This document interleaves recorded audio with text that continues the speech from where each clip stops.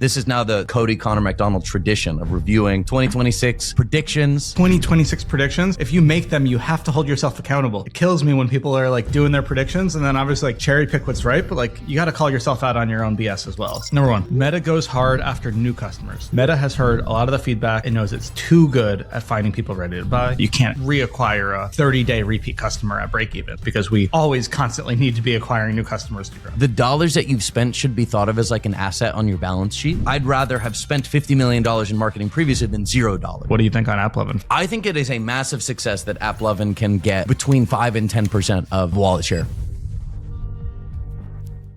All right, we are back with another episode of Marketing Operators. It feels, Cody, we're kind of playing injured today. We're both getting over colds. Are you at home? I'm in Florida right now. You're in Florida. I'm in Syracuse, New York. It's an away game for both of us. It's an away game for both of us. Yeah, we've got the different mic setups. Yeah, that's exactly what I was getting at. Dude, 12 degrees in Syracuse. Oh, jeez. That's brutal. You know what's funny? So I'm here for a wedding. It's 12 degrees in Syracuse. I'm here for a wedding. The wedding requires 2 suits. And then I'm going straight from here to Miami. Packing for that trip is so weird. That's a hard trip to pack. But I'm excited to get to, it's supposed to be like 80 degrees next week. So I'm going to get like the full spectrum. What are you weather. doing in Miami? Do you know Thai? They used to be Revenue Roll. It's like a identity resolution service. I think I've heard of it, yeah. Yeah. They're having a customer advisory board down in Miami. So they're getting a bunch of brands together. It should be super fun. And yeah, like I said, good change of pace. Good way to start the year. Dude, if you do it right, you could do like one customer advisory trip a month, probably. Yeah. I know. I've been joking. I love that it's the new meta for SaaS marketing is like, oh, let's just do fancy dinners. It's an escalation of DTC dinners. They've raised the stakes. Exactly. January going to Miami with Ty. February going to California with House. March going somewhere with Postscript. Yeah, totally. Just stack them up. All right, sweet. So I'm super stoked. We're hitting 2026 predictions. Before we get into it, I do want to thank our sponsors, Motion, Rich Panel, Prescient, Aftercell, and Revo.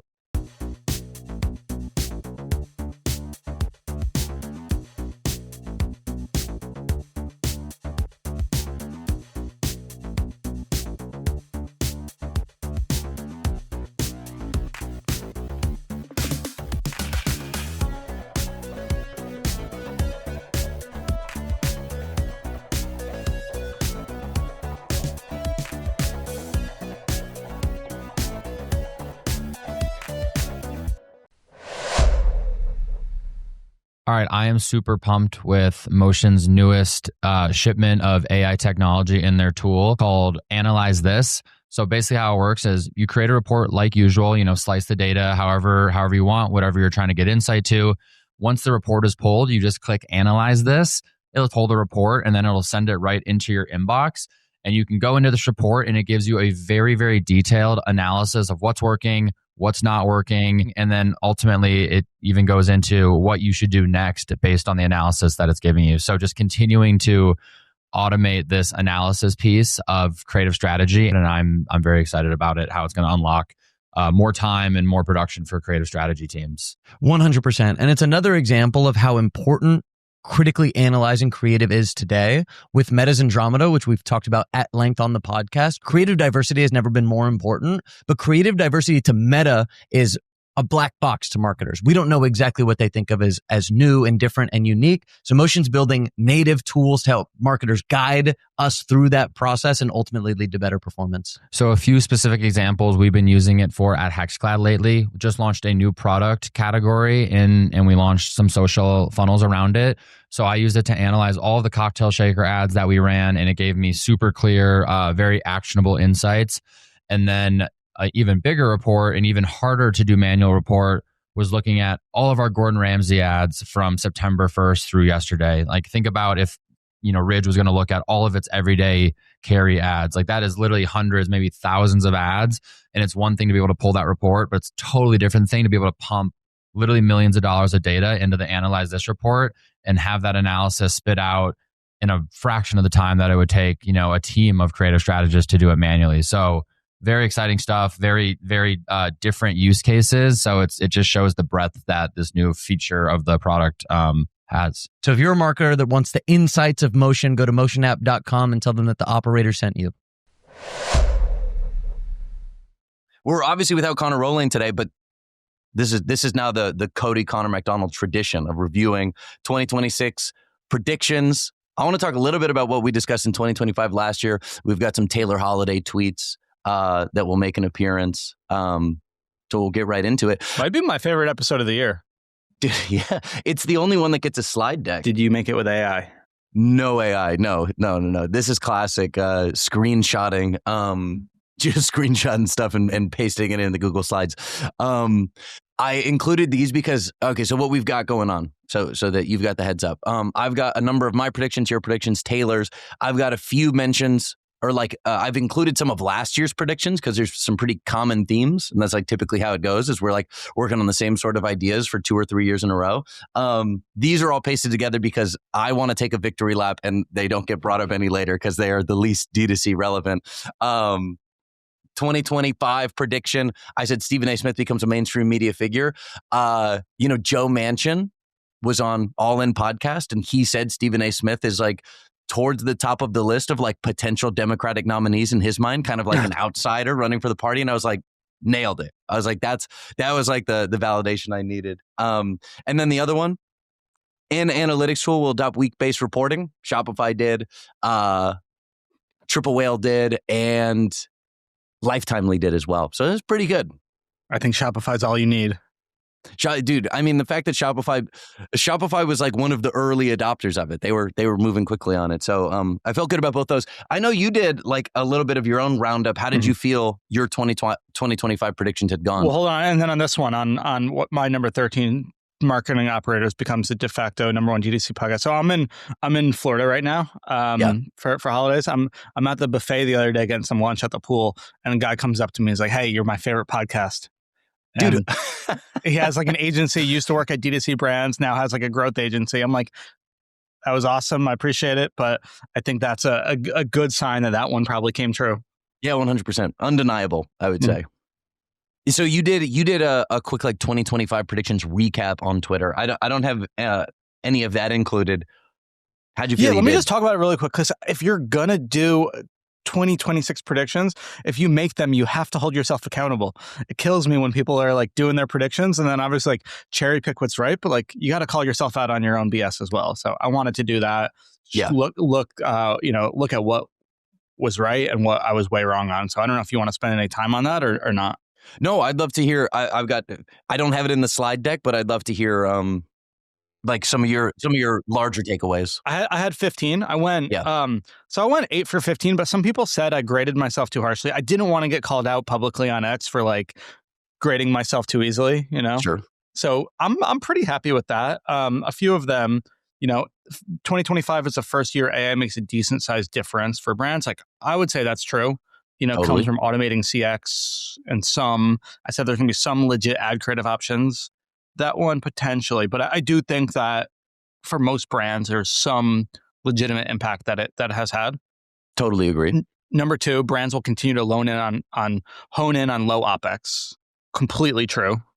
With 100%. The tariff situation, everyone really, tighten things up. I said RFK will ban political ads. I was very wrong on that one. Well, some of this maybe wrong, maybe early. Well, time will tell, but didn't happen. I said, so some of this, I said data about like channels and how they're performing and, what percentage of spend will be. I don't have, or I haven't seen really like breakdowns. So some of them are pending. I said AppLovin hype will fade. Many brands will still find success there, but many will not. I predict 5% of overall spend. I don't know what it was. I do think. Oh, you said 5% of overall spend. Yeah. Because I think it was pretty high, right? Like think about like 2024 Q4 seemed like it was, that was at the peak. I think the hype faded, but I think it faded to a very normalized level, and it's obviously still working very well for a lot of brands. I would be curious, but my guess would be somewhere around 5%. If somebody knows, I'd love to see. And also, I would say 5% is a lot. Is actually like my first thought there. Okay. Like it was obviously extremely hyped Q4 2024, so like hype dying down makes sense. But like, dude, if an ad platform's getting 5% of total budget share, that's a big. There's a lot of money being spent there.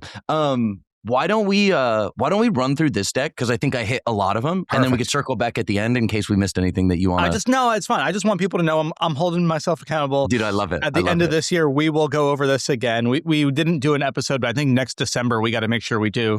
Like, we've got to make it a 2-parter for next year and actually like grade our own homework. 100%. Well, 100%. And then you can just imagine how kind of sophisticated our predictions episodes will be by, year 4, 5, 6, 7. We'll just get incrementally better. All right, sweet. First one I got here. You want to read this out? Yep. Number 1.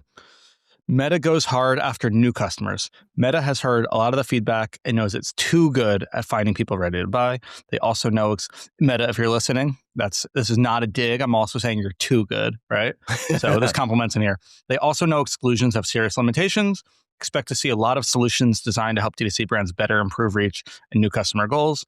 Not all of them will work, but some of them will. So I like this one a lot. I do have it. I've got it on the next slide. Number 8 last year from you. Meta admits they suck at reaching new audiences and they find a way to fix it. So common theme here. Yeah. I think just continued stuff. Maybe, a lot of the stuff just takes more time. I mean, I have it confirmed that they are working on this and know for sure. It's obviously been something I think they've heard a lot of advertisers' feedback and have done a really good job of listening to customers and, people that have their pulse on the trigger and they're working on a bunch. So, it's not a problem for everybody, but a lot of brands like us, obviously it's something we talk about. Right. And I think that they'll roll out a bunch of things in alpha or beta to test. And, Meta is so good, I'd have a hard time not expecting at least 1 or 2 of them to make a big impact. So the discussion on Twitter has been like, I'm curious, there's some distinction to make here between them getting good at acquiring new customers and then them getting better at driving incremental results.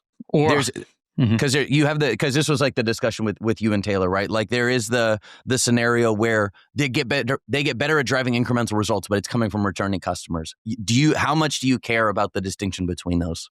Yeah, and this is probably a good one for podcasts. I do care. I am, how should I say this? Both of them are important.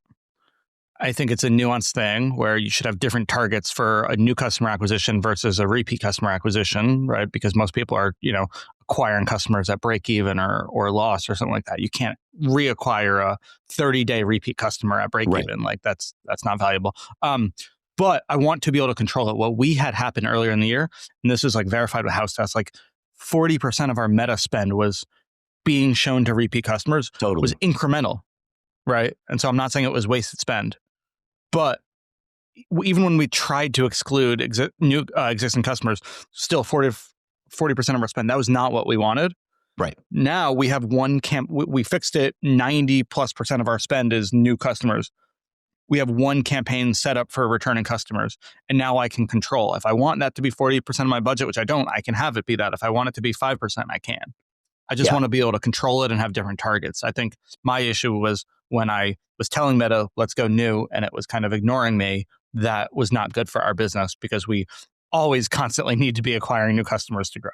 Totally. Yeah. And I love that distinction. I mean, it comes down to like, having control over the dimension of spending money on new versus returning customers makes total sense, right? Like it reminds me of the conversation I'll have with our reps where we say, we'll talk to some reps and they're like, hey, just load up all of the ring ads and the luggage ads and the wallet ads together and just let us figure it out. And it's like, no, we need, like we as a business need to be controlling budgets at that level and then thinking about it for new and returning customers works as well. And then making the clarification or just the caveat that ultimately totally fine with incremental return on returning customers.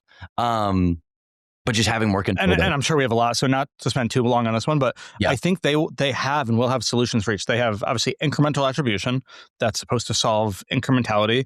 But again, I think a lot of people think that's a new customer thing, right? Totally. They're working on exclusion limitations because I think there are some leaks there with privacy issues and cross-device stuff. So that fixes some new customer stuff. And then they have things like different ways to bid on new impressions or not, and that actually fixes reach issues. And you can argue that maybe helps with incrementality, maybe helps with new customer, but I think they have these things that are in beta, like different ways to kind of go about it depending on maybe what a brand's challenges are. Totally. All right, cool. I like it as a prediction. I liked it as one last year as well. So we're going to jump around a little bit. I kind of cherry picked what the stuff that I thought was either common discussion points on the pod or stuck out to me specifically. Organic social, hot topic for you. Yeah, it's just, the thing is, like, I'm not good at, like, I only see inside one brand. And so I'm really just like, my predictions are like stuff I'm going to talk about and focus on. And sometimes that makes more people talk about and focus on. But I do think it's going, this way. And people will learn in the best. And again, like a lot of this stuff, any of these predictions, I'm really talking about like the D2C X sphere more than I am talking about like all brands. Like really good brands are crushing organic social. You know what I mean? Like none of this stuff is new. Like, and sometimes when I tweet the stuff, they're like, oh, that's already happening. I find this one, funny. I mean, this is just what I'm focusing on right now. So I don't know if it's something that's, a lot of people are going to do, but obviously a lot of the best brands are doing it. But we spent $50 million on marketing in 2020, 2025, and we probably spent so little of that on social. And I do think if done correctly, the way the algorithms work. Again, I'm also not saying I'm like they should be going viral. Like when I've made some points, like virality is not the goal, but I do think understanding the way the algorithms work should be really important. Maybe it's not organic social. Maybe it's more of the earned social comfort style thing. Like that's fine, but like some type of algorithmically driven content at scale, I think should be important. That could be just paid and getting that game really well.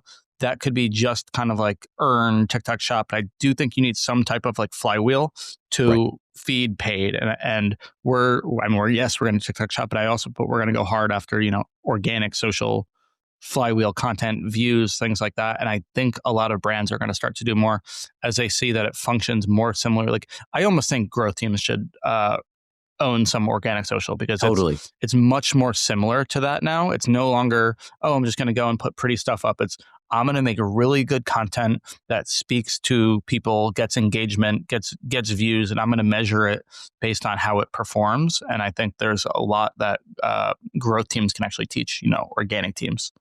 I totally agree. And I think even that's an important distinction to make here. So the prediction itself, D2C brands finally take organic social seriously. What you're describing is, I think there's a class of brands that we're all in that like honed paid media skills years ago. And then our businesses maybe are over indexing on that slightly, or like that is our core competency.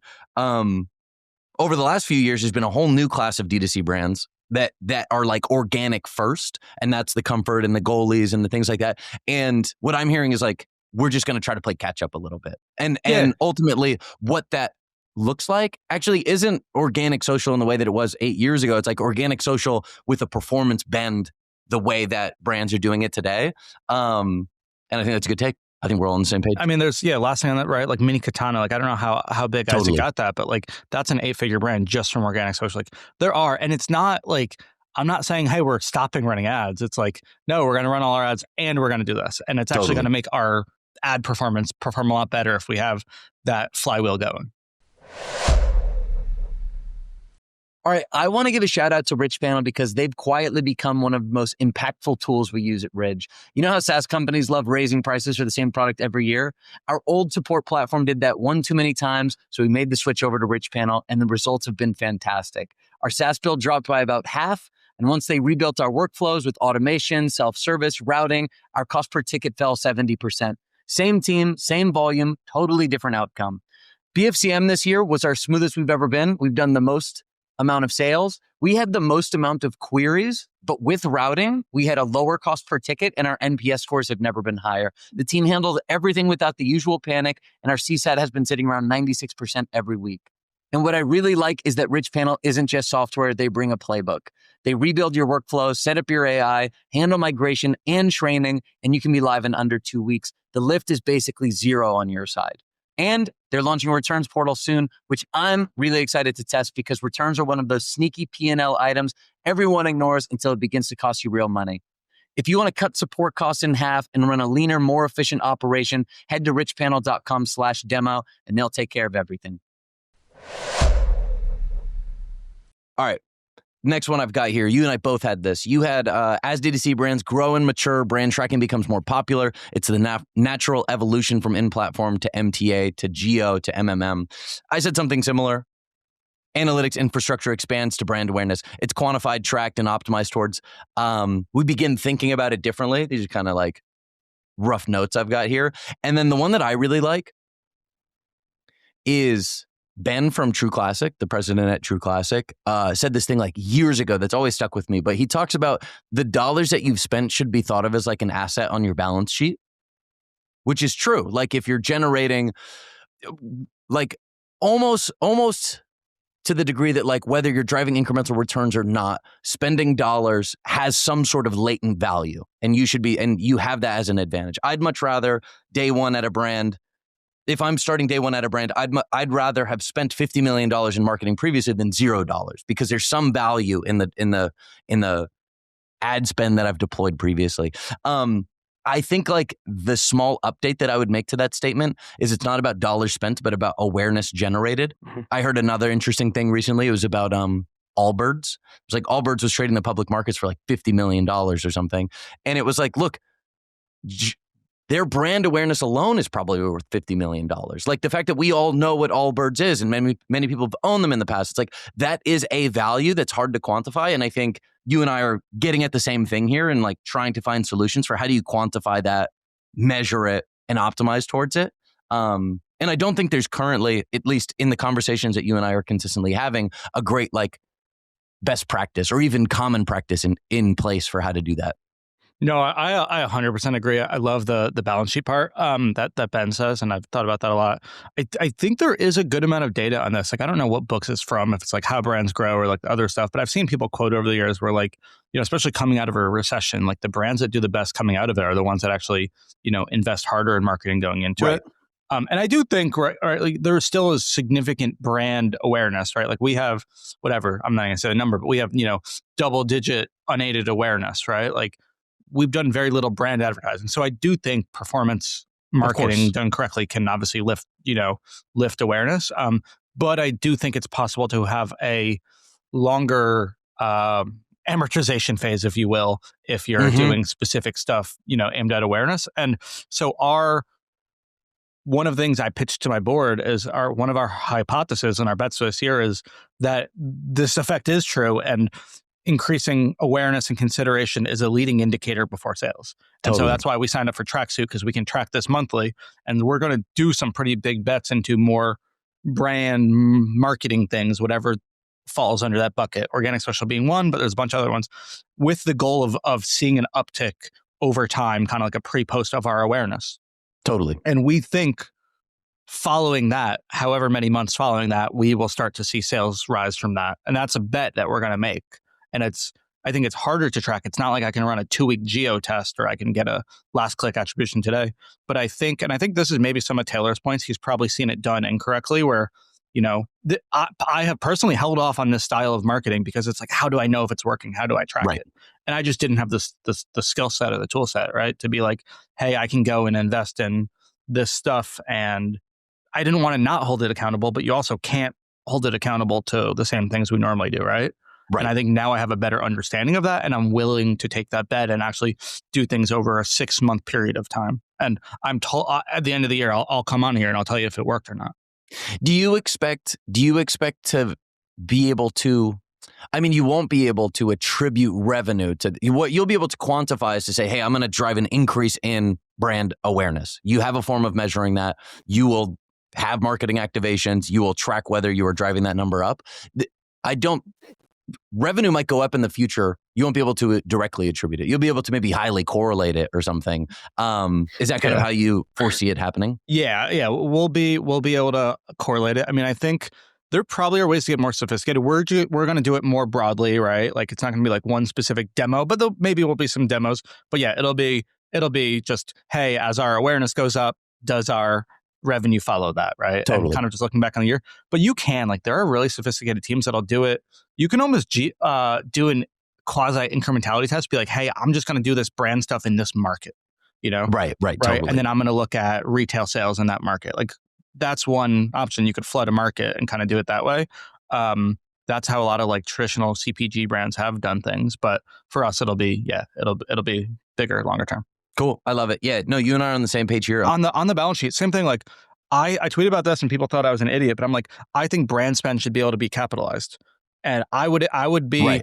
so much more willing to invest, because like we usually optimize for EBITDA, which is maybe a arbitrary target, but like for stores, we can capitalize our store build outs. And so it's like, hey, let's open as many stores as possible. We don't need to break even until, however many months, because we have the cash, but it's not really going to hurt our operating, P&L. But Right. like, but if I go and put 100K or 200K into an event this month, like that's just hitting our P&L like that month, but the value is over time. So in my mind, at least, I'm like, hey, I can capitalize this stuff. I'm not actually going to do it on paper, because I totally agree with Ben that like it's a long-term approach. Totally. All right, cool. The next one, we've got our first Taylor Holiday appearance here. I love these. We don't need to spend too much time on it. These are both highly comfort coded. Comfort also like true darling brand right now. People are so excited about Comfort, and they talk about the organic social strategy all the time. My favorite thing that immediately stuck out was on their PDPs when they're selling their hoodies. They'll have 8 or 9 or 10 colors, and they do two things that are very interesting. One, they'll be discounted at different prices, which is like not as common as it should be. And that's Taylor's first prediction here. Dynamic pricing becomes table stakes, the death of MSRP. If you have a white, black, and lime green hoodie, like a lot of people are just pricing those the same. Or like we could even go further. Like let's say there's a navy blue one. You'd either be at full price or maybe you'd be on promo. And then I think a lot of brands would treat all those colorways the same, and they would think about the silhouette of the hoodie like determining the price. Comfort kind of throws that out the window. They're all different prices. They're promoted at different rates, and they're almost just like optimizing the price to sell through whatever they need. And that makes total sense. And I think e-commerce has extremely static prices and a rigid approach to pricing. And I think that just becomes far more dynamic over time. So I like the Comfort example. The other one that I'll say quickly is I talked with a vendor towards the end of last year who was doing like geo-optimized pricing. And the other example that I love to use is if you buy native deodorant at the CVS on Hollywood Boulevard, it's like $16. It's so expensive. If you buy native deodorant in Salt Lake City at the Target, it's like $7. So why do they do that in retail, but we don't do it on DTC? And I think that would probably also fall into this bucket. So I think we see a lot more maturity there. I think there's a ton of profit to squeeze out in optimizing stuff like this. So I liked it a lot. The second one, just quickly, dynamic pricing extends further to convenience. Quote unquote, slow logistics becomes a discount tier. The other thing Comfort does is they're pre-ordering hoodies all the time. So it'll be 30% off and you're receiving it in February. And that is just fantastic for cash flow of a D2C brand. And I don't think it's all that common. So I think both of these are examples of just more sophisticated, dynamic ways of pricing and driving, sell through or volume around the SKUs that you really need to from an inventory or ordering perspective. And I think that gets much better over time. So I love both of these. What do you think? I love that you mentioned, I love both. I love that you mentioned the pre-order thing. I think that is such an underrated thing that has actually been probably very important to Comfort success. I mean, think about it. They've grown faster than anybody else has. Bootstrapped. I don't know their finances, but I don't believe they have debt. And just especially like apparel is not a great, right, cash flow business in general, right? You have a lot of different SKUs, so it's not necessarily like the easiest to order. My guess is they would not have been able to do what they've done without the pre-order component. And I love this, totally. I love this, I guess the dynamic nature of the sliding scale between what you're optimizing for, and are you optimizing for, essentially profitability and gross margin or cash flow, and being able to kind of flex things up and down based on whatever you need to meet your financial goals at that time, I think is brilliant. Because I think most brands are just so stuck in, hey, this is our way, our way, and like, we're in a cash crunch, and they don't necessarily have the levers. And I love that they have levers that they can pull, because in such a fast moving business and state, especially with how their business works off of TikTok, I think it's genius. We have like a very small, so I totally agree that Comfort it's literally not possible for them to scale as much as they have. I believe they're totally bootstrapped too, without doing this pre-order strategy. Like they are just funding their own inventory with orders 90 days before they have to ship the product. It makes so much sense. It's fantastic. In terms of the dynamic pricing, like we have a semblance of this at Ridge, and I've spent a lot of time over the last year working closer with planning and the inventory team so that we can more strategically do markdown prices or promo prices and kind of marry these things. But even that feels like it's, as soon as we get good at it, which like we're not even good at it now, I think it's basically already an archaic system. Like there's just no reason why it doesn't get, I wouldn't say fully automated, but far more automated over the next, year or two. Do you know what they use? Is there a software? Is it like proprietary tech that they use for the dynamic pricing? I forget. I told Sean a while back, like I could see this. I feel the same way about Revo and accounts. I think accounts become like just a standard part of the e-com stack. And I could totally see some sort of like pre-ordering software be the same thing where it's like. Even the dynamic, I mean, that seems like a great AI opportunity to tie in with inventory and forecasts and just do the dynamic stuff on the fly. So yeah. 100%. Yeah, a lot of cool stuff from these. If you're listening and building a software, that would be a great one to build. All right. I'll hit this one for you, and then you can let me know what you think. This is your 10th prediction. Affiliate and dropshipping get their glow up. Shopify invests in partnership network. Apps like Aftersell find ways to cross-promote brands, and Meta implements affiliate into their platform in a big way. This one's less so like Jones Road can't possibly be doing this. This is a trend you're predicting for the industry. Yeah. I was listening to a podcast, Oren, and it has like a podcast with Ashwin called like Brand Files. So I was listening to it. They're talking about ShopMy. So I stole the Shopify buys ShopMy from them, but I think it just like makes sense actually when they talked about it. But yeah, I mean, like in a few ways. So like one, TikTok Shop is obviously like much more mainstream, and affiliate marketing used to be this like gray hat, black hat thing, and like it's now becoming very common, right? With it used to be the kind of like this thing behind the scenes. Obviously, a few years ago, all press has gone affiliate. Now with social commerce, TikTok Shop, that's happening. This was one of them. I don't know if you have my Meta creator prediction somewhere else about how I think they'll try to compete, do social commerce. So some of the stuff is like, I have some, I've heard some things. So it's like a cheating prediction, but I do think Meta tries to compete with TikTok and is going to try to. I don't think they're going to do shops because I don't think that their shop efforts have worked, but I do think they're going to make it easier and they're going to try to compete with TikTok on like the social commerce affiliate side and weave in affiliate stuff natively into it, kind of like how TikTok has done, which has been extremely successful for them. And obviously they've got to compete. So I think that Shop My Shelf has gotten really big. They just raised like 70 million. Like they've gotten really big. And that's a little bit of a glow up where it's like now all these like celebs and creators who have, affiliate things and affiliate deals. I think Aftersell, I've seen some stuff they're working on, but like they're working on ways to kind of cross promote brands and upsells where you can post-purchase upsell somebody else's brand. I know that's been one of your predictions is, brands will continue to find ways to kind of monetize different places. There's some stuff that I've seen, brands do like HelloFresh will do and like, even in unboxing.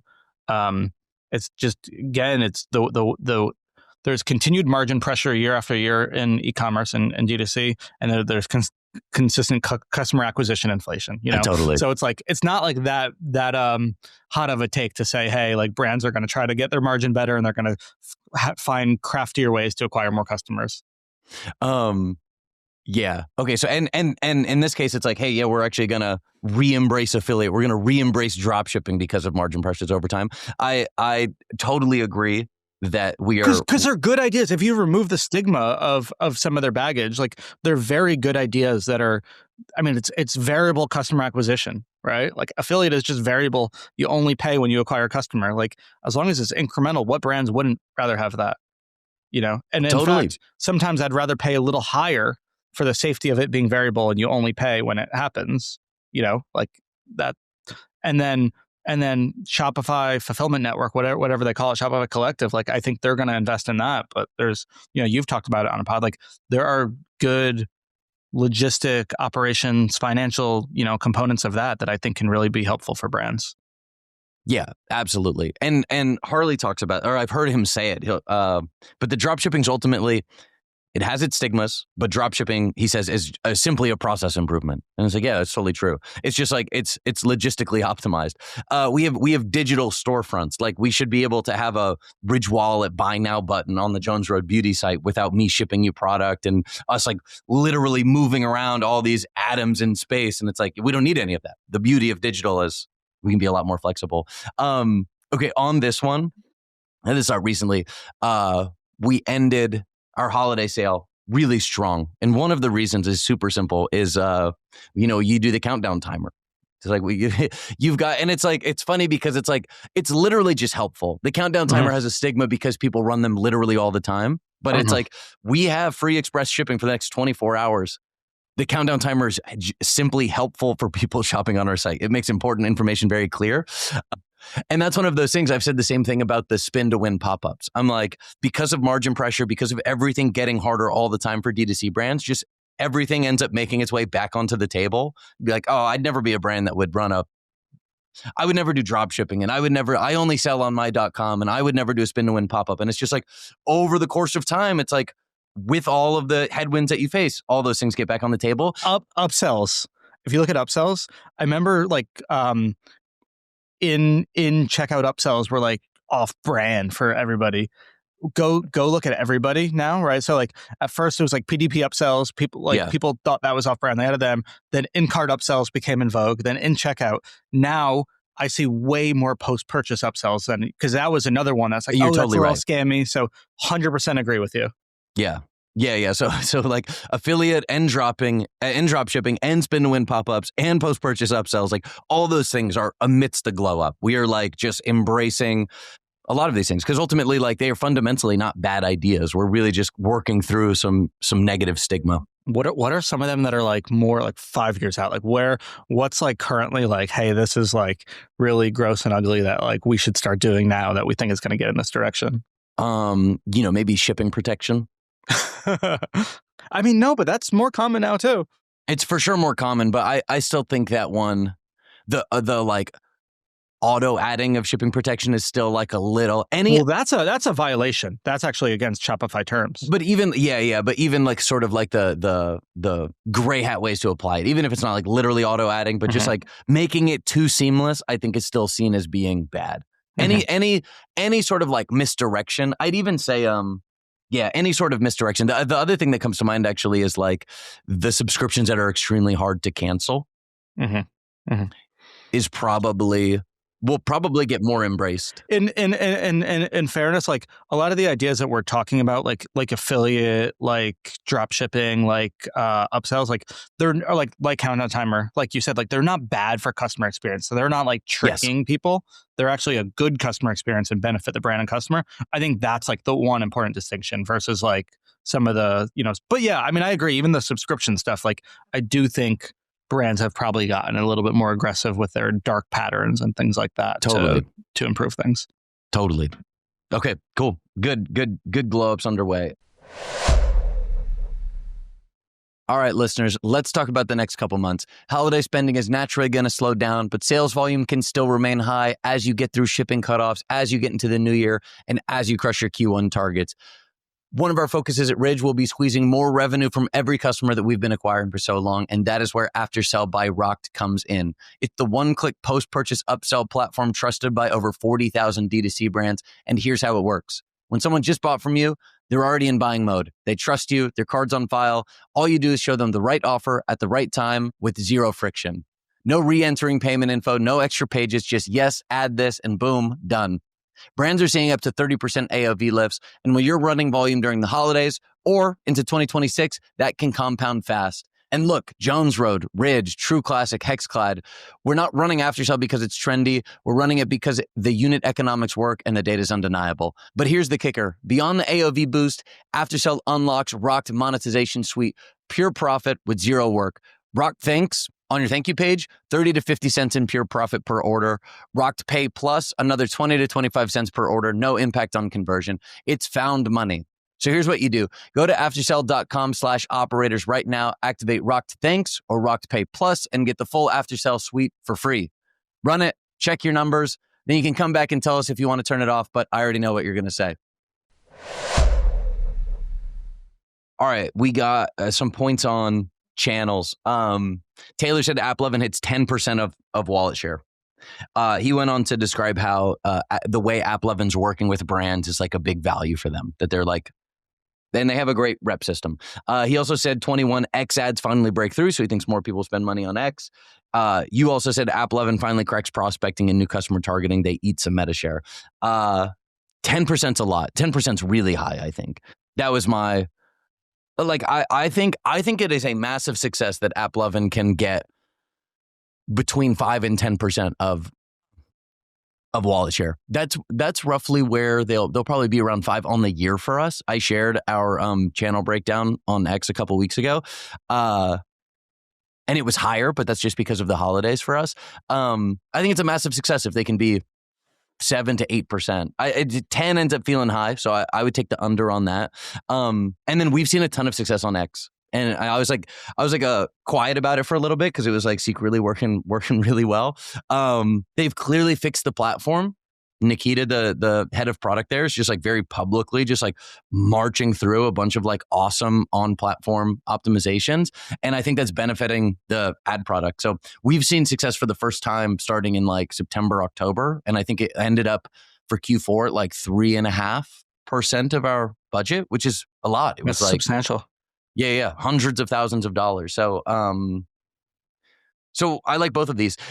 Yeah, I like both of these. I think, the last thing that I'd say on AppLovin, we had Kathy on a couple months ago, what people still don't quite realize, and this might be the difference between them landing at like 5% of budget or 10% plus, is people really tailoring the content for the ad unit. There's so much non-skippable time. There's so many seconds of ads being consumed on AppLovin. People should be, and we've been trying to do more of this, creating content differently and thinking about that, because I think you just create more value if you know you have a 30-second non-skippable ad versus something where you have to be earning attention every single second. So I think if brands embrace that, understand the ad units, and maybe this is the point around services, the moat, there's even more kind of value to extract there, and they earn even more of the wallet share. It'd be my take on AppLovin. Yeah, I agree with that. I think AppLovin does everything right except for the customer exclusions, which is just not something that they can control with how mobile apps work. But obviously they have prospecting campaigns, and I think they're continuing to test stuff. It's like a great platform in every other reason. And again, not every brand cares about that or matters. For us, it just changes things a lot. But I agree. I think 10% is high. I could see it being higher than what it currently is. And again, I don't know. I wish we had the data.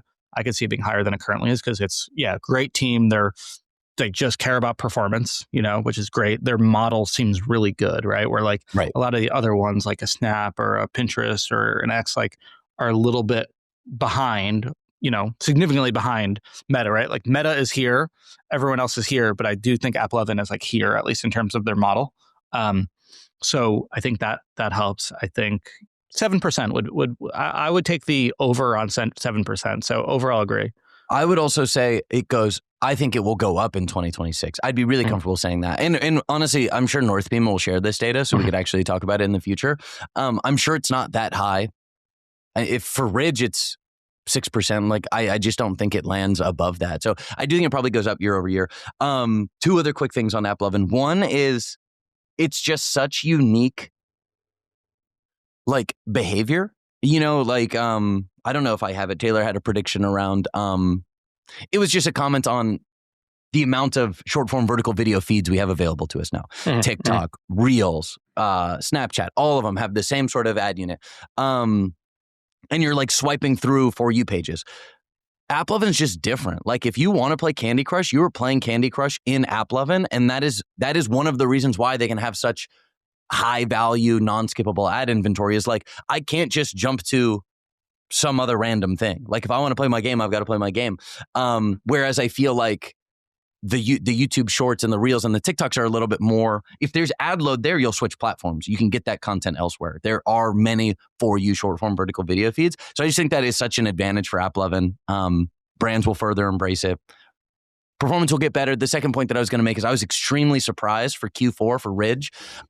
We basically comped performance year over year. It was a smaller percentage of our budget because we were able to scale Meta more this year. But like we had extremely efficient performance in Q4 2024. And I was impressed that we were able to comp that in 2025. All right. I'll put you on the spot. Bullish or bearish? Do you think we're going to see AppLovin specific agencies, maybe AppLovin specific creative agencies this year? Oh, yeah. I would highly consider hiring an agency to specifically do AppLovin content. I think, and that's just my experience. Like with our current internal team at Ridge, we're buying a lot of media. We're creating a ton of content across all these different platforms. We don't quite have the muscle of like, hey, let's take a step back and like develop a creative strategy specifically for AppLovin. We end up a lot of the time just like moving winners over, or like a lot of the content looks the same. We'll still launch some ads that have hooks when like I really don't think we should be. So I would highly consider it. Yeah. I don't know. That doesn't quite answer your question, but like I think it's different enough. And I think brands would value just like the immediacy of come in, have tailored content. So yeah, cool. Yeah, I'm on board. Yeah. I think it's become clear to us, especially some tests that we've ran, that like, I mean, like you said, it's the only vertical one that's not social, right? That's not a feed. Right. And it's very different experience. And what we found a lot of success with on social is not porting over well from a content style and demo perspective. And so I think it's clear we need to take a different approach than, you know, what we're finding success with on social, and would definitely be down. Like I know when we had David Herman on for Titans, he talked about like trying some stuff where like they actually had like a game as the hook. So it's like native to that. Like right. I think trying specific stuff would be helpful. So I wouldn't be surprised, because, you know, again, where the money goes, you know, there's opportunity. And if it goes from 5 to 10% year over year share, like there's significant opportunity there, because creative is as important on AppLovin as it is on Meta. All right. We talked about AppLovin last year. I mean, AppLovin, I think probably surprised. Taylor predicted it'd be 2%. I think if we were to say at the very end of 2024 that AppLovin comp performance for Ridge, wallet share grew, I think we'd all be kind of impressed. Or surprised. I probably would have expected. It just seemed highly likely that it could kind of fall off, be more of a flash in the pan sort of deal. Oh, this is all right. So we don't need to hit this one too much. I liked it a lot. I'll end this one with a question for you though. Taylor talks about the rise of the universal feed. We've accepted that we're uploading more or less the same short form vertical video into Meta, TikTok, Snap, Google, et cetera, et cetera. He thinks this should end. There should be a universal feed buying platform that basically pumps your ads into wherever the customer needs to view it in order to get them to convert. I like this because effectively this is like all we're trying to do at Ridge. This is what the entire team is built around. We're trying to get really great short form vertical video. We're spending money across a lot of different channels. We're running geo lifts and deciding on budgets to like do our best to optimally allocate budgets across these different platforms. He's saying that should be consolidated. He said, for the record, I think this is what North Beam in-house should do. I thought that was interesting. What are your thoughts on the potential development of some of these analytics tools getting into consolidated media buying platforms? I don't know enough about like the APIs and the specifics. I think it makes sense in theory, but obviously it's not like it's like a trade desk where you can have, one DSP and then, it's not like they're all on the same network, right? They're not all like, and I think they're just such massive companies that have their own platforms and incentives and ways of doing things. So I don't know if they're going to play with it. So my guess is that won't work. I think probably what it looks more like is MMMs that can then be media buying agents, and rather than saying, hey, we think you should put this much budget in Meta and this much in there, it's just like, all right, hey, we think you should do this much in Meta. All right, press a button. We're now going to go and make that change for you. Or hey, like the same way you get budget liquidity, in a CBO, you now just have budget liquidity between platforms. I think that's probably the way I see it going. And I know that was like, I mean, I'm sure that's like on North Beam's roadmap. When they first talking to Austin years ago, like that was kind of the vision. Hey, you set a baseline form of measurement. You're getting all the ad channels plugged in. Like there's totally a scenario in the future where we give, what do they call them on Meta? The flex budgets, where it can like flex up and down. Like, yeah, hey, we're going to give North Beam a 5 to 10% flex budget. You guys can adjust budgets depending on what we're seeing work, given incrementality tests and our current MTA results and things like that. So allocating dollars seems a lot easier than loading up one piece of creative and then uploading it everywhere for you. Yeah, and that could happen, but it still has to be like unique ads. I do think the one thing that's important for this is like if you're doing just on Meta, right? You probably have a similar incrementality factor, Mhm. and then if now you have to like you have to figure out what you're going off of that kind of matches incrementality. So I do think House and if North Beam has incrementality, which they're doing, they have to go that because you can't just be like, oh, we have a 1.0 ROAS Totally. on Meta and a 0.5 on YouTube. We're going to shift to Meta. Like then you just get like a bottom funnel game. So as long as it's calibrated that way, I think there's a lot of value. I totally agree. And it'll be interesting. And that's why you brought up the MMM as like MMM's like probably the right solution there. Mm-hmm. I have no idea. It will be extremely interesting to see how these different the different parts of the analytics stack converge so that we're getting more automation. Because it's like at some point, like right now, it's like people still getting data from different places and making budget decisions. I think it's a great prediction, probably not in 2026, but over the next 3 years, that ends up getting more automated and it will take these platforms utilizing similar data and there just being more of a formal system around how those decisions get made. 100%. And I completely agree with Taylor on that. I know he said it, but yeah, I think that manual media buying decision process will be very limited. Totally. All right, this was maybe my biggest prediction. Meta gets even better at performance and it increases its share of budget year over year. Meta increasing its share of budget year over year would be kind of crazy, I think. I think everybody's trying to diversify. We just said we'll spend more on X, we'll spend more on AppLovin. I think it's extremely possible with one, I think Andromeda and Gem and all the platform optimizations they've been making. I think Meta's literally getting a more performance ad platform. I think brands will get better at producing the creative diversity that Meta needs. Those two things will kind of hit their stride in 2026. And I could see Meta being so good that we end up spending more of our budget there year over year. And I just wanted to call out, it seems simple, but I actually think things would have to be going extremely well for Meta to be earning even more budget. All right. So what do you think has to happen if you're Meta and you're John Hegeman, the chief revenue officer of Meta, is listening, and he probably is. What does Meta have to do to get this to happen? Well, you know what I was thinking about? Is it like, I mean, we saw fantastic Meta performance in Q4. It reminded me a little bit of when ASC first launched in this was like April, May 2023, or at least that's when I remember we were embracing it and we saw fantastic performance. And I think a lot of people saw the same. And it just felt like the platform and the creative, and the way that we were media buying, the platform itself and the way that we were media buying and the creative that we were producing hit its stride. It performed really well. And that is a perfect example of we spent way more on Meta year over year. It was a larger percentage of our budget in that Q2, Q3, 2023 period.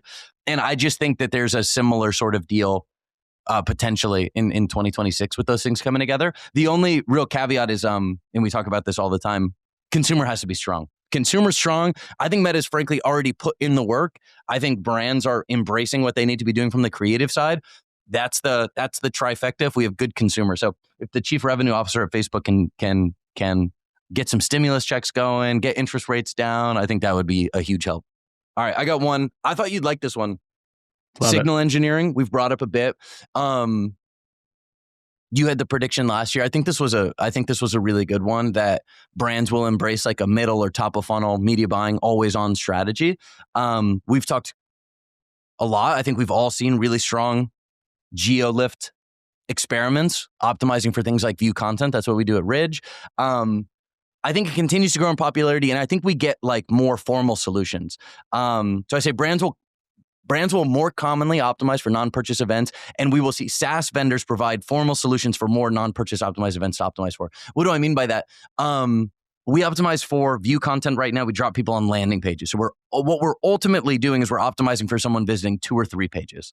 That's what we've found to work. We're optimizing for a browsing user, which I think is good. If we optimize for clicks, we get clicks. We just get clicks. If we optimize for video views, we just get video views. Or you just run that risk. If you allow Meta to achieve its goal too easily, I think it's harder to actually be generating the value or hitting the true objective that you have. So what I would love to see, and this is, if I was Northbeam, this is what I would build, is some sort of smart pixel on my site. I'd love to say, hey, we're going to use all these different data points, all these different site behaviors. We're going to identify when someone becomes an interested user. And it's not always going to be the same. It's not always going to be view content after 2 or 3 pages. It's going to be they hit, learn more, or they browse 4 product pages, something like that. And then we're sending that signal back to Meta, and then we're optimizing for that. Because I just think it's hard to imagine that we'll still have these like very rudimentary tools over the medium term. You know how Meta's got the whole like, hey, we know that a user is going to stick if they add, 7 friends within the first week or something like that. It's almost like, what's that on your site? What's that like pre-purchase for you that's going to lead to either like the best incremental performance or like the best LTV? Totally. Yeah, and I think finding that, it takes probably a data science team to do that. Most brands are definitely not equipped to do that, but I think if you can find what that signal is, you could probably drive a ton of value. Do you think that's a software solution and that's not Meta? Like Meta is obviously doing signal engineering themselves. They're kind of, trying to work on, profit optimization as like a test they have. I think they're, they always talk about doing like a PLTV, like a predicted LTV as well. Like, do you think that the innovation will come from them or it'll come more from the SaaS space? Okay, so it would make total sense for Meta to do it as well. Like just some sort of it's kind of silly. Like the default events are just like so simple. It's just like clicks and add to carts and view contents and purchases. And it's like, okay, yeah, there's so much more nuance that can be applied there, and it can be so much smarter and dynamic that I could see Meta doing it. I obviously think a third-party provider could be powerful because it could also be more bespoke. Kind of to your point, like I think Meta could do a good job of having a very like general, hey, like this is now an interested user based on all these different like site behavior data points. But like someone coming in and being like, oh, I understand the way Ridge's site is built and like what are the custom things, and like I'm going to provide some loose parameters for my smart pixel, and that's how we're going to create this event. I think it would be a valuable thing that like no doubt I'd be interested in testing. You know what I mean? It's like it's one of those things where I hear it and I'm like, yeah, it intuitively makes sense that would work, and I'd love to see that solution develop. So that's a prediction. I could see that really happening this year. I love it. I absolutely love it. I think so. All right, I have the pleasure of telling you about our sponsor, Revo, which is a retention platform for Shopify Plus brands. They cover everything from accounts to loyalty, referrals, memberships, store credit, wallet passes, and more. Ridge is a loyal user, as well as Hexclad, Dr. Squatch, True Classic, Portland Leather Goods, Kitsch, LSKD, Princess Polly, Pit Viper, Graza, and hundreds more brands. There's some really big brands relying on Revo to power their retention platform every single day. I am a firm believer in signed-in shopping. One of our strategies to generating more lifetime value is to simply make it a better experience to be a customer of Ridge.com, and Revo plays a key role in that. Stuart, the founder there, one of my favorite people to work with. The platform's fantastic. They're fully bootstrapped. They are shipping features extremely fast with very cool agentic workflows. And lucky for you, they just launched Revo editions with over 30 plus updates, including unified store credit and Revo discount functions that give you more flexibility over how you're giving credit balances and discounts to all of your customers. And my favorite update of all, they are launching wallet passes. So you'll be able to get your customers downloading wallet passes and sending them messages via push notifications. It is totally free for all Shopify Plus stores. Go to revo.io today to check it out. I'll hit this one quickly because I kind of touched on it earlier. Taylor talks about database design. He's actually in this context talking about the software-enabled agencies, which is really cool. I just wanted to call it one thing. He calls out this, that the underlying data rails of the most important piece of information, parentheses, products and all their surrounding attributes, are a complete fragmented mess, and that marketing and accounting and inventory and like inventory buying are like completely disconnected. It's totally true. This is what I was saying earlier. I've spent a lot of time over the last year trying to like coordinate all these teams more so that we can kind of refine these processes.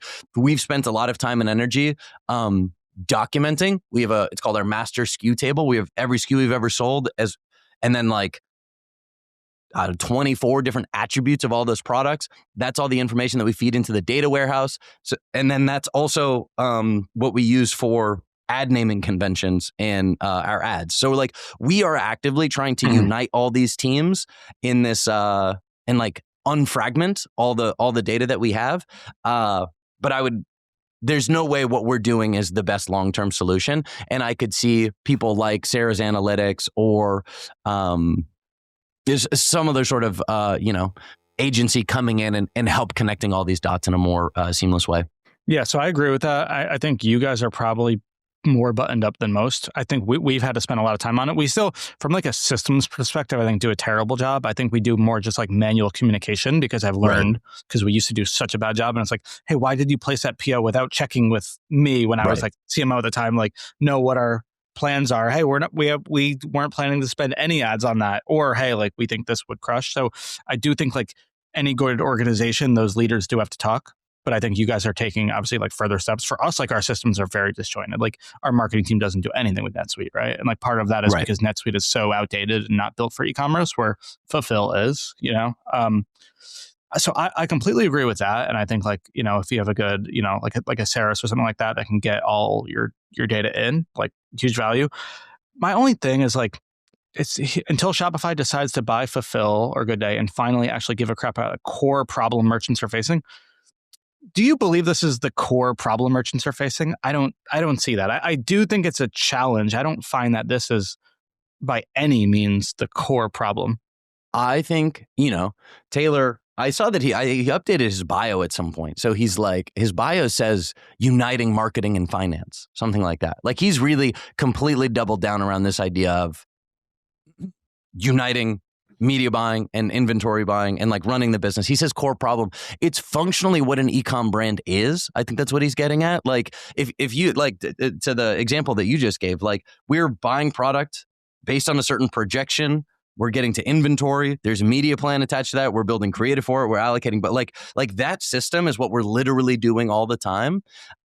I don't think people think about it as their core problem, because I think if you're a functioning e-com brand, you're doing those things. But I think that I like the general direction of this take, that it is more fragmented currently than it should be, and with agencies, and as I think it becomes particularly feasible to create better systems with AI, and I think that's what he's getting at here, and I do like that. I just think, and again, it's like, which brands are we talking about? It depends what cohort you're looking at. I think profitable customer acquisition is the core problem.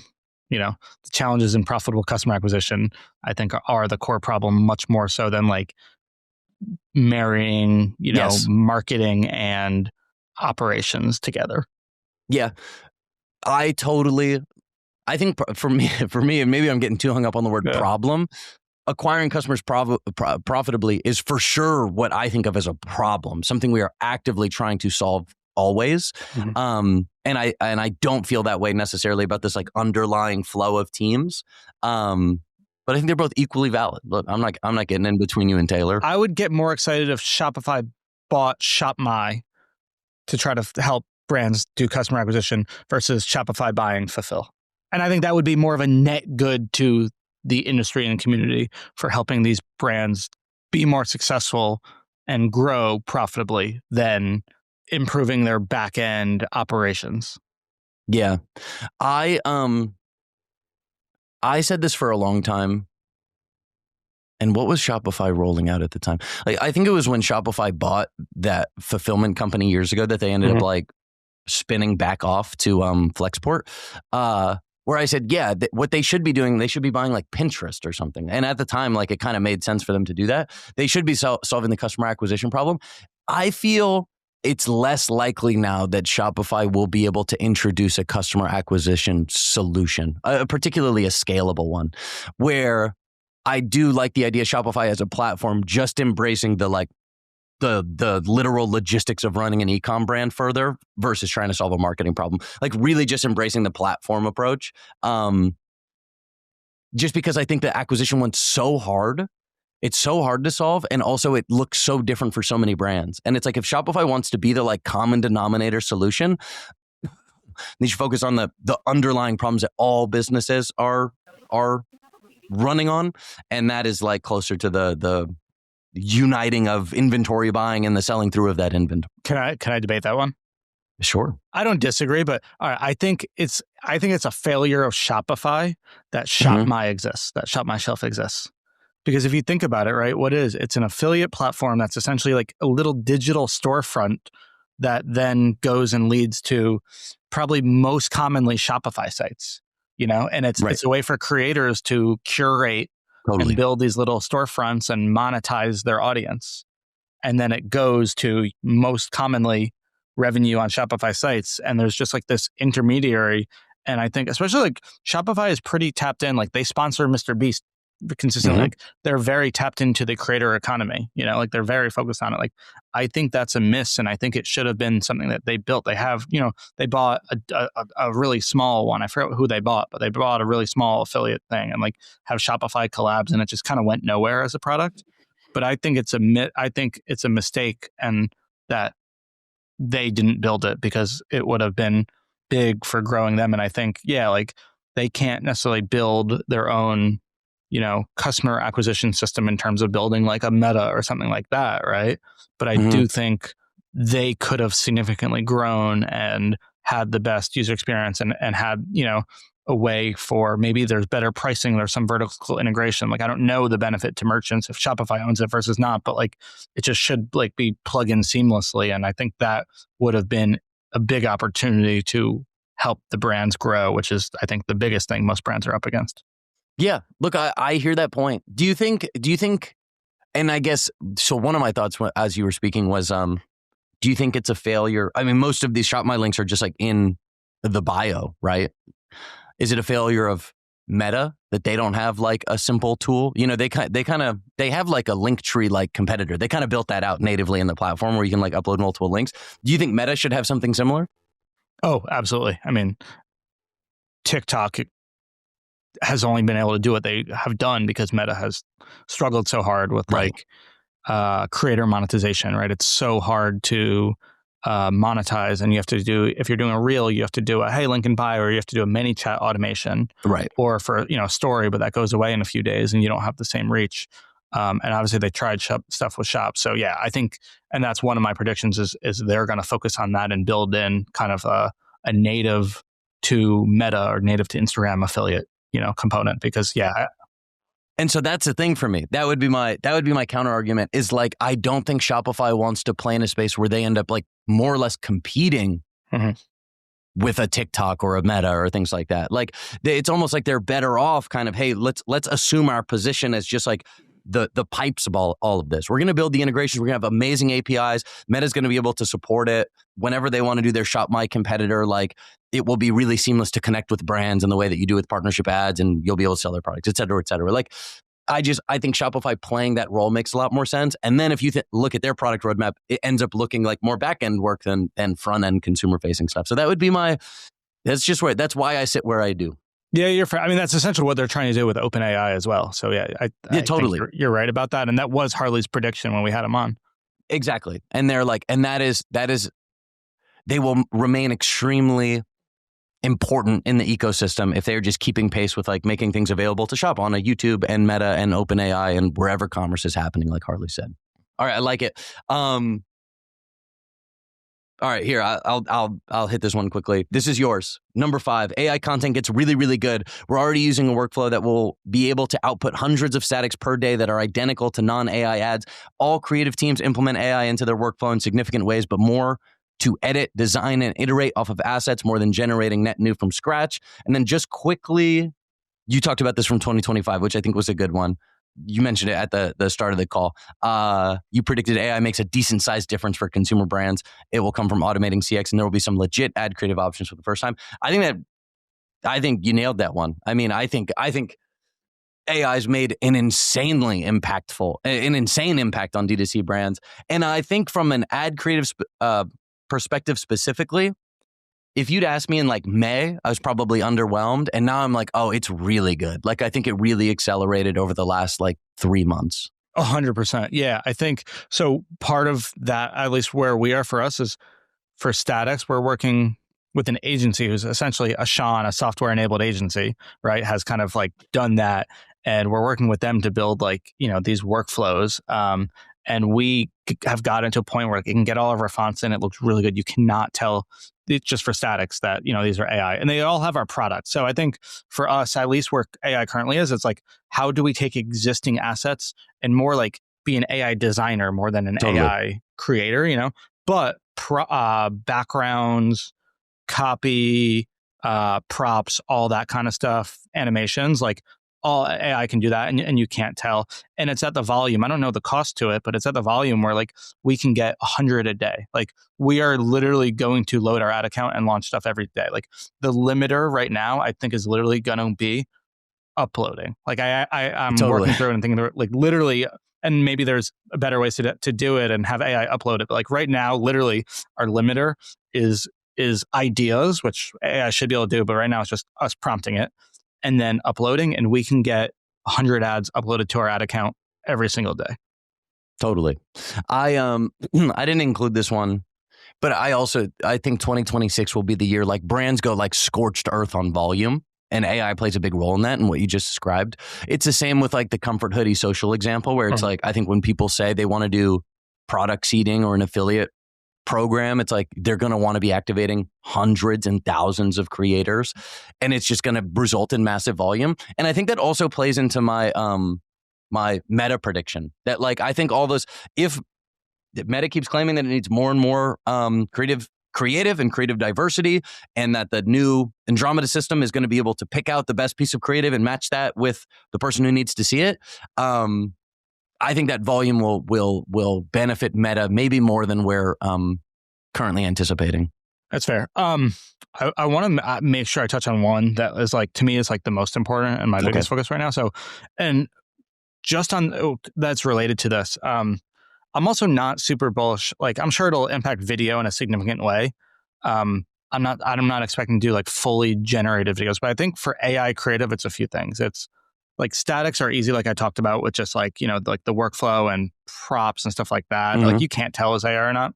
I do think video is going to be, and it's obviously very close, but like really good. And I don't know if you saw this yesterday or 2 days ago, Adam Mosseri, the head of Instagram, came out with like a long post about... I saw it this morning, yeah. Do you read that? Yeah. So I think that's like one of the most important things that everybody should read. Like I really urge everybody to read it. He's essentially saying like AI video is getting so good that like you just can't tell, and it's going to really change how people perceive content. Mm-hmm. And it's going to make people really not trust things. And this is behind a lot of the social strategies we're doing, where like so government trust is at an all-time low, right? It's like 28% of people trust government. Corporation trust is extremely low. People don't trust brands.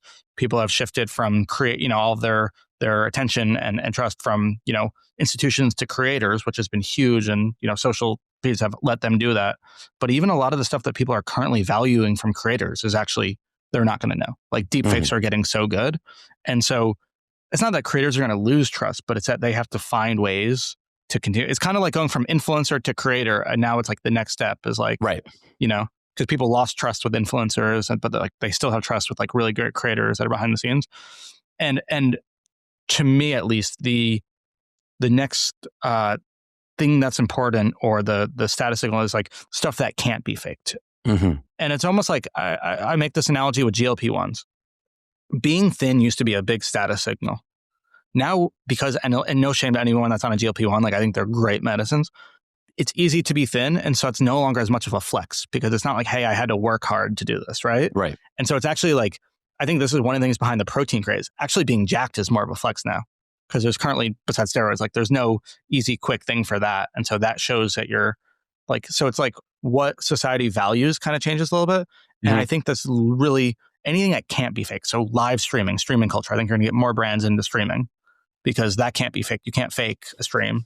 This like lo-fi behind the scenes, just like any content that can't be faked in real life activations, like that's at least a giant component of our marketing strategy right now. Okay. Yeah. I read that one. Didn't include it. I'm glad you brought it up. I've had this conversation with Sean, because like it does feel like the writing's on the wall to some degree. I've seen just some like unbelievably good, AI UGC stuff. I think it'll just be interesting to see how it plays out over time. My take is that I actually still think there's a lot of value in the high volume stuff that we're describing now, and like even AI videos and like mass producing it and getting to that scale, I think there's probably a full year of arbitrage opportunity where it's like people haven't quite lost trust yet. They're still consuming a lot of content.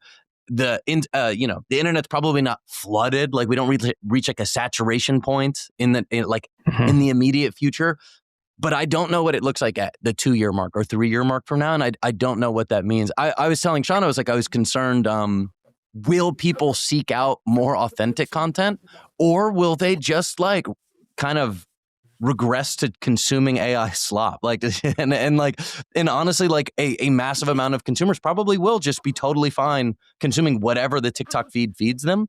And I'll be curious to see how it plays out. I don't know the perspective, but that seems like a fork in the road that will end up on one side or the other. Well, this is why, and I think like most things, I think the middle ground is actually probably the worst. Like the ARC ads, like, oh my God, I love this product. Like, first of all, it's illegal, but secondly, like, I think AI that's trying to pass as human is not going to do well, because I think AI content that is good content, even if people know it's AI, is going to do really well. And I think people want that. People want good content regardless of what it is, right? Like, it's like, you look at those like baby podcast ads, like that shit is funny regardless of if you know it's AI or not. So I think that is really important, but don't try to make your AI stuff pass as non-AI. And then I still think the other end, it's like, I would play on both ends, but like the whole like, oh my God, I got this product, I love this product, like that being done by AI, I'm really bearish on that. Yeah, I'm totally with you. Black Friday, you're about to crush it. The real job is keeping that momentum going past Black Friday, past holiday, and all the way into next year. Prescient helps brands turn peak season wins into predictable, profitable velocity. Powered by a suite of proprietary machine learning models and a causality-first validation layer, Prescient reveals what actually drove lift. It combines surveys, it combines multi-touch attribution and incrementality, and then it forecasts where your next dollar of media will drive real incremental profit. Top brands like Coterie, Guess, Hexclad, Jones Road Beauty, Mary Roos, and many more are using Prescient to quantify halo effects across Shopify, Amazon retail, so their teams know exactly where to reinvest. So what actual questions can Prescient help you answer? Let's dig into it a little bit. Question number 1, do I need to increase, decrease, or reallocate spend for the shopping season? Prescient shows the optimal media mix to drive the strongest Q4 performance, whether your budget grows or shrinks. Question number 2, where should I put additional Q4 budget? Prescient delivers recommendations based on current BFCM dynamics, your vertical, and your optimal ad spend allocation. Question number 3, can Prescient measure cross-channel effects, especially between Shopify and Amazon?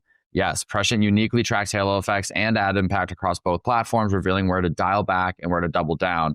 This is actually one of the very first problems that Hexclad onboarded with Prescient to solve, is understanding the total impact across both .com and Amazon over ad spend. Prescient's models are benchmarked against $6 billion in ad spend, so the recommendations you are getting aren't just theory. They've actually been tested against billions of real media dollars. And if you're ready to see where your next dollar of media will drive the most profit, visit prescientai.com/operators to forecast your growth with Prescient. Small prediction here. I also kind of hit on it earlier. It's obviously top of mind. Brands realize the key to unlocking AI across an organization is not through one-off tools, but with infrastructure and documentation. Knowledge work looks more like Cursor with a model-agnostic structure. This goes back to I think data warehouses become more powerful. I think naming conventions become more powerful. I think centralized data sets that I can bring and then use within a ChatGPT or a Claude or a Grok or whatever is kind of where things are going. I think 2025, there was a lot of new software tools developed that are just, I would describe them as these one-off tools. A brand would try to bolt on to their creative workflow. And I don't think that's a long-term solution. I think actually many brands will be reconfiguring what they look like internally, what they're prioritizing. They'll be better documenting knowledge, and then it will be used. Then they can port that knowledge and that information and all of their important details over to whichever models they need to be working with. So, small prediction there. So you're thinking there's one operating system that's hey, this is our portal that we log into. This is where I get my data. I see my data. I can chat with my data. I can then go and brief things from there directly. I can go and make landing pages. I can brief ads, stuff like that. So I mean, it's not as if it'll all get united into one thing, but there will just be like consolidation, I think. Two quick examples. Actually, I'll give 3 quick things. Like one thing that we did internally, which is like so obvious, but we used to keep our executive product summaries in Figma. And just like having written content in Figma is not conducive with working with AI. So it's like we just moved all of those to Google Docs. Now you have Docs and you can paste those into Claude or Chat or whatever. So that's an example of us just at an infrastructure in terms of how we work, making sure that it is kind of portable between different AI solutions. The 2 other examples I would use is like the data warehouse with something like Sarah's is you can chat with your data with Claude or with ChatGPT or whatever. Like the data is centralized and I can show up with whatever tool on top of that to do that. And I might have a different tool for inventory planning than I do for merchandising, but we're utilizing the same underlying data set. The other one is I really liked Motions.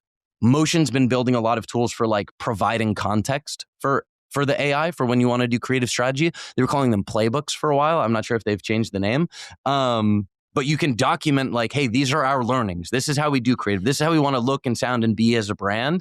And then that's informing all the other workflows that you're doing within Motion. So I think they're doing directionally a good job of like being a like comprehensive single solution that's built off of like, again, documentation versus we're just going to show up and begin producing ads for you. Yeah, no, I agree with this. And I actually do think this is a pretty big problem because you have, there's so many different tools and they're not currently speaking to each other and things live multiple places, right? Like even now with like just on research, right? Like you've got reviews, you've got ad comments, you've got social comments, you get what people are saying about you on various places. Like even getting that stuff consolidated into one place is no easy task. And I've seen like there's like 1 or 2 softwares that are trying to do just that, because there's a lot of data. And like in the past, brands have hired like a full-time team, like a customer insights team or person to do that, Right. So I think that's one component. And then there's a lot. And then, you have your Shopify data, you have your ad data, stuff like that, all in different places. If you're using a tool like Saras, you get it kind of consolidated into one place and hopefully you can chat with it. But then, you probably have a lot of about your brand. Like it's just in so many different places. And so I agree with that. I think if there was one operating system that kind of funneled them all in one place, would be insanely helpful. I don't know. Maybe it's because like e-commerce or marketing is like such a smaller TAM. Like I don't know that there is a player that has the budget and capabilities to pull that off versus like, Cursor can do it or Cloud Code can do it because like the TAM of just like software development is so huge. So that's my only skepticism on that. Maybe, I don't know. It's true. No, it's a good point. Yeah, and we'll see. 'Cause there is like not like I say it's knowledge work here, which is a massive TAM because that's across industries. But then there will be more e-com specific stuff like, performance creative development or whatever that like maybe doesn't get as bespoke of solutions. So we'll see. I continue. It's again top of mind for me at Ridge. Just hitting on this like investing in the infrastructure and documentation, I think is like continues to be the unlock for AI. So I mean, and I agree in general about like even just general office work stuff like Slack and Asana like shouldn't really exist, right? Like it's kind of silly that like you have to like Slack about something like, all right, cool, then I'm going to go and add this somewhere else. Like I'm sure an agent can do that soon and maybe it can go between them, but like the fact that like your email and then your Slack and then your project management are all like different things is challenging. And I think like the more consolidation of them, the better, or like there just has to be ways for these things to talk to each other much better. 100%. Oh, I got a quick one here. Fewer paid B2B influencer launches. I forget who it was a couple weeks ago that launched and like had the little DTC X, activated. But I think we'll see less of it. It didn't feel well received. I think that strategy's probably played out. It worked extremely well for a really long time. I don't think we see as much of it. Relatedly, less shock marketing, particularly for B2B SaaS. We saw Icon do it really big in 2025. Cluely's not B2B, but they seem to have pivoted into a more kind of standard note-taking app. I think the like obnoxious marketing is on its way out. Yeah, no, I don't disagree. I think that whole like everybody's getting paid thing. There seems to be a lot of drama every time it happens. But I mean, I also wonder if that helps, because then there's a lot of earned media that's talking about, Yeah. if somebody launches. But yeah, there's definitely a lot of trust issues. And I think the part of the reason it's different, because it's like, all right, like I saw somebody ask like, well, why is it a problem in B2B SaaS, but brands do it all the time? I think it's like, at least it's DTC X community. It's more like a community where like it's more of peers, where it's like everybody's kind of, I don't want to say on the same level, but right, like you have brands talking to brands and brands and agencies, and like everyone's like in the game. Everyone's like it's this like weird mix between like, yes, there's brands and agencies, and brands are prospects to the agencies and SaaS, but like it's more of a community than like a B2C thing, like gummy supplement is like, hey, you have your consumers and you have your influencers, Right. Totally. So it's a little more intertwined, which makes it a little bit weird. The thing is, and I'm sure maybe it doesn't completely work. It does work. It is effective. Like influencer marketing, when done correctly, is really effective. Maybe they won't just like wide blitz, and maybe the SaaS companies will be more thoughtful about how they tailor it over time and who does it. But like, it's very clear, at least from my perspective, like who is putting a lot of budget into influencer marketing, because those tools get talked about and people kind of take notice, versus when they stop paying people, unless that software is great, it goes away.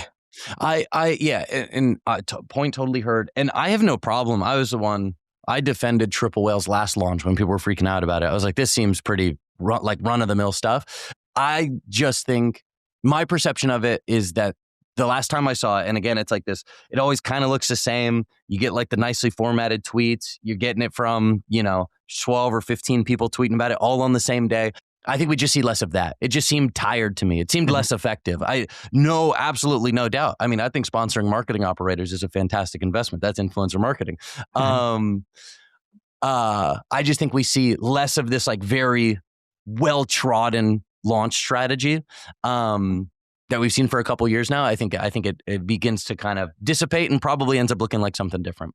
Yeah, no, I agree with that. I do agree with that. And I think the shock marketing, totally agree with. It has not seemed to be very successful. And I think it's probably covering up not a great product, at least for those two examples. Totally. All right, sweet. I think we hit basically all the ones that I wanted to. I think this is a good little run through of 2026 predictions. Anything we didn't hit, or anything from 2025 that you'd like to reflect more on? In general, do you think it's going to be a good year? Like, what do you think, the market, the economy, consumer, do you think it's going to be, obviously 2025 was extremely challenging. You think we come back? You think it's another kind of tough year for people?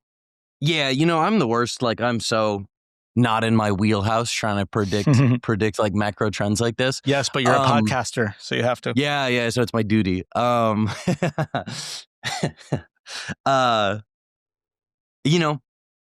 have primaries next year. Like the White House has every incentive to make consumers happy and feel good and vote Republican going into the primaries. I mean, but both parties do. So I think that works to our advantage. There's all sorts of concerns, I think, like just things seem really expensive. People aren't making as much money. I think there's going to be job insecurity for all sorts of reasons next year. I think it'll be a good year. Look, I think it will be positive. If I were to guess, it's probably a mixed bag of a year, right? Like I don't think we go through 2026 the next 360 days or so when like everything just rips forever. There will probably be there's just so many looming kind of shakeups and like pending macro changes and threats that like we probably get some big swings. That's what I would guess. I think it's net good for e-com. I'm sure there will be a lot of volatility. Mm-hmm. I'm gonna go bullish. I mean, there's some good signs, and it's funny because I find that they don't get talked about as much as when the current administration is doing poorly. Obviously, like negative news travels so much more. But like the GDP growth, 4.3% last month or whatever it was, like strongest it's been in years. Inflation looks relatively under control. Looks pretty good. Tariffs have not brought in the inflation that most people were expecting. Like there are, homicides are down. There is some positive signs, and I guess I'm just trying to be an optimist. I think there's obviously lots of challenges. Like There have been places where market, seems weak. Jobs has definitely been challenging. I don't know if jobs is really going to get better with AI. I don't. So there's definitely a lot of challenges.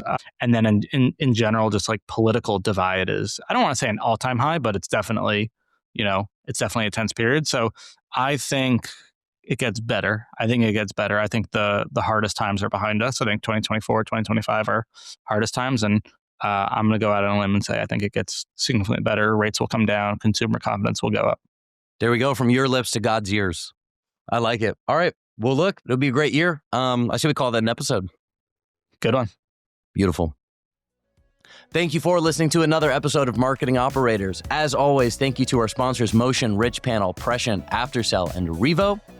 Make sure to like, subscribe, share with your friends and family, tweet at us, comment on YouTube, leave reviews on Spotify.